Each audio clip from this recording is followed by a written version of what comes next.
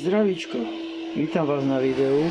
UPS, ako počujete, pracuje sa okolo vysávač ide 106. Ako vidíte, tu už je UPS na LiFePO batérie, čo sme teraz v tomto momente skoro na tej istej cene ako za olovo a životnosťou úplne niekde inde. Takže osobne už by som olovenú baterku ani k záložnému zdroju nekupoval. Ale dobré je mať takýto záložný zdroj, ktorý sa dá nastaviť na LiFePO baterku. Pozrite, ako to funguje. Zapneme LiFePO baterku, má gombík.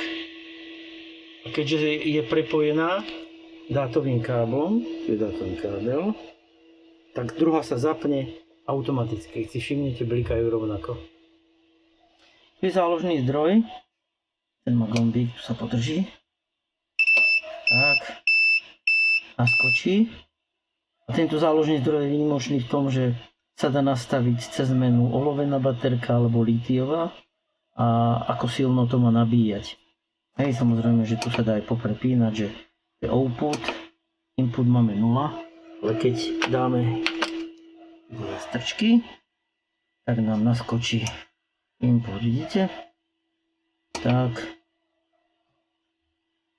batérii, teraz ukazuje zaťaž 0%, 100% nabitá, 14,3 V sa dá nastaviť na tomto zdroji, tu sa dá pekne ručne nastaviť, čo je maximum pre LiFePO je 14,4, ale trošku je treba dať menej. A tu dole máme float sa dá nastaviť, potom sa dá nastaviť, kedy sa má vypnúť, to je veľmi podstatné pri LiFePO 11, bolo by dobre na 12, ale tak už dobre máme to. A tu je 11,5 začne píšťať, že už baterka je vybitá. A tu je typ batérie, hej, LiFePO 4. No tak ako vidíte, zdroj riadny. Pravím, že teraz je super cena na LiFePO, nie čo riešiť. 5000 cyklov, niekda 3000, tak 10 rokov by mal byť s tým úplný pokoj. Vypne sa to úplne.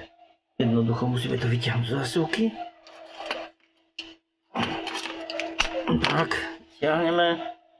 Hej, a môžeme vypnúť rovno baterku. Zhasne všetko. Tak. Ďakujem vám pekne, ak budete chcieť batériu, dole nájdete odkaz. Pekný deň.